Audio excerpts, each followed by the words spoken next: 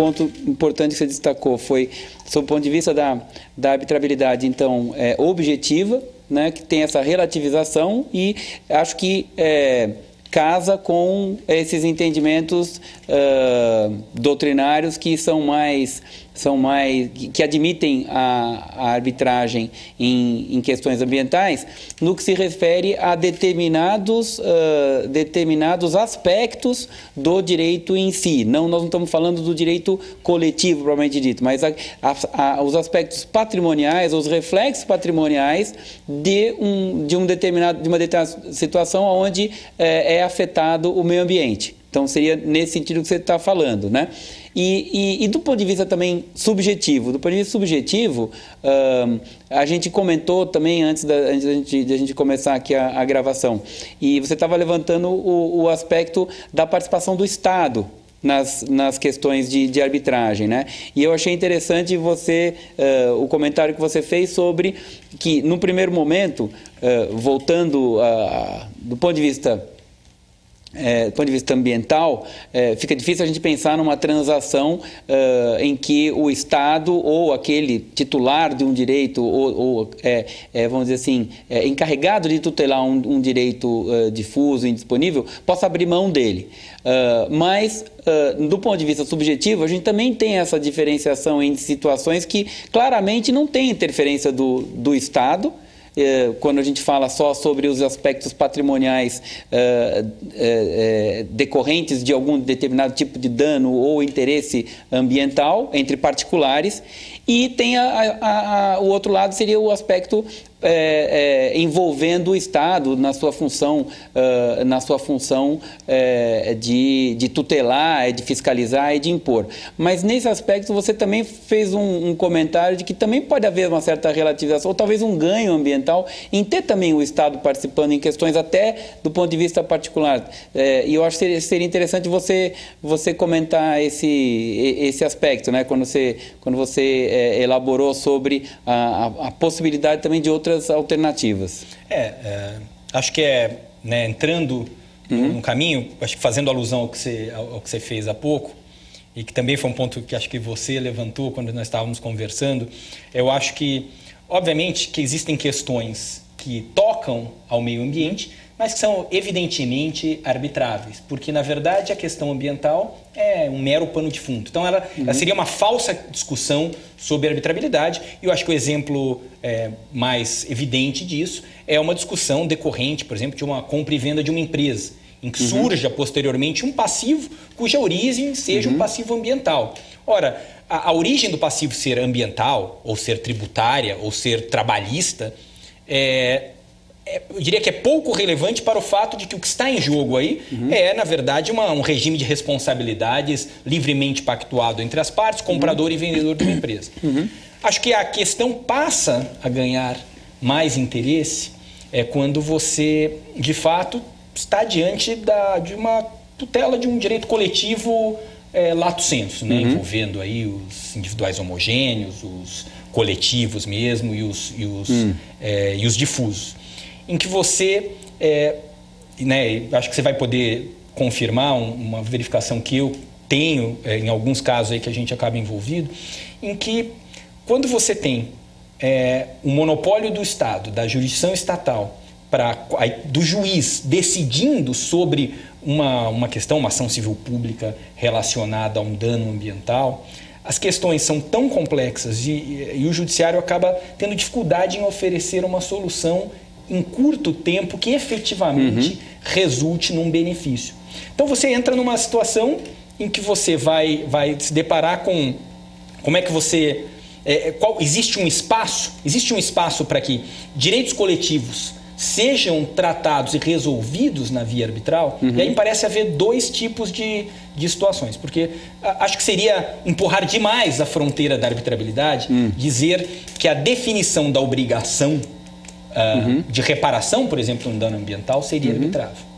No entanto, o modo de cumprimento da obrigação, esse sim, me parece ser arbitrável. E me parece tanto ser arbitrável que e aí dá para fazer um paralelo, e talvez você pudesse aí traçar aí uma linha com relação a isso, que hoje eu diria que é quase lugar comum que seja já com a existência de uma ação civil pública, com a questão ambiental judicializada, mas muitas vezes ainda numa fase pré-judicial, você tenha os termos de ajustamento de conduta, que obviamente podemos aqui passar muito tempo discutindo a sua natureza, mas que de certa forma há um acordo entre o Ministério Público, entre a empresa, o indivíduo envolvido, que de certa forma acabam expondo sobre o modo de cumprimento de uma obrigação ambiental.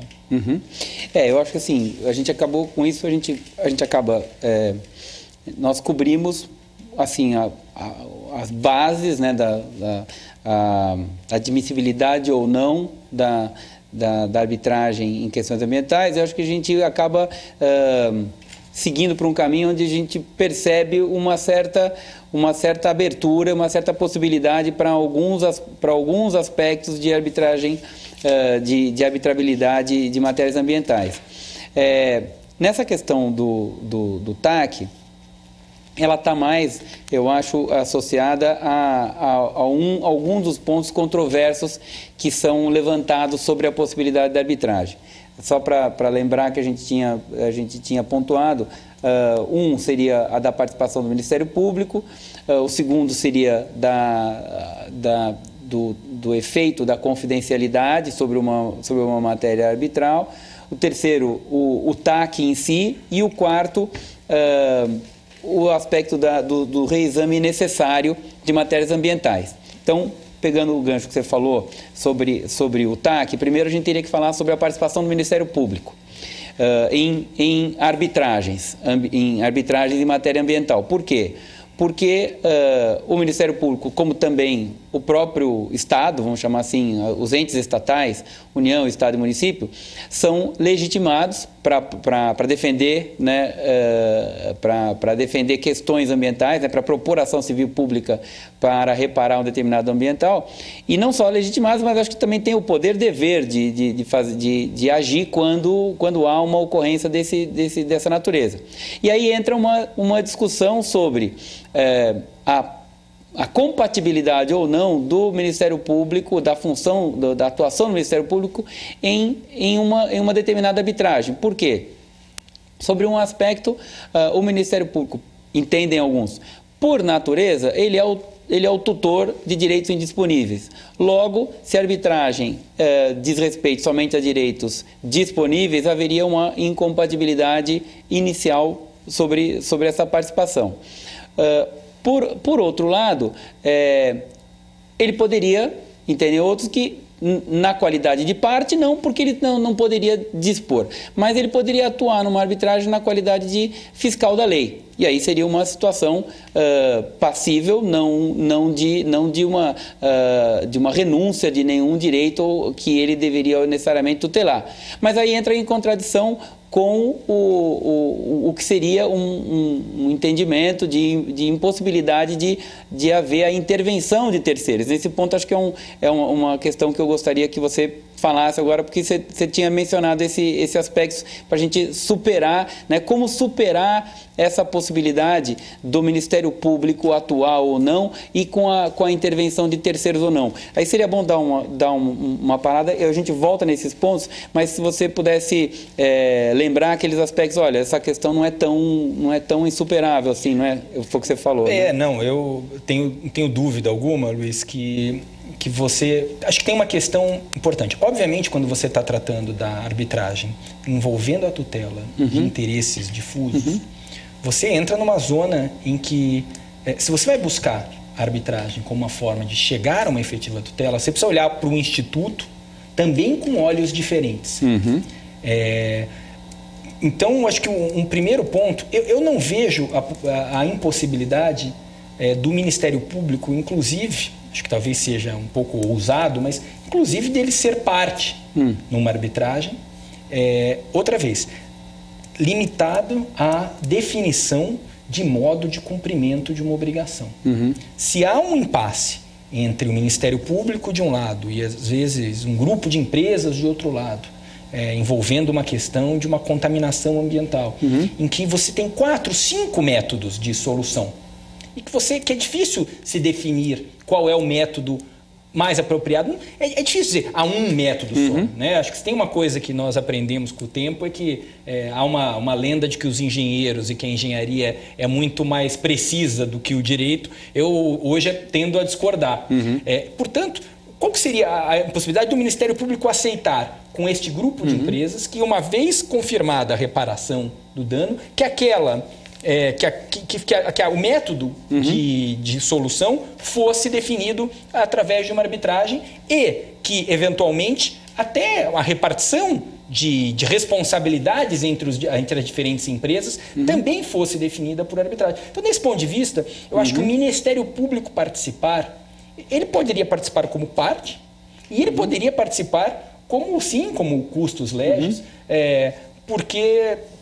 outra vez, nós estamos falando nós temos que aqui pensar numa outra forma de arbitragem. Nós não estamos mais no campo da arbitragem comercial entre dois entes privados.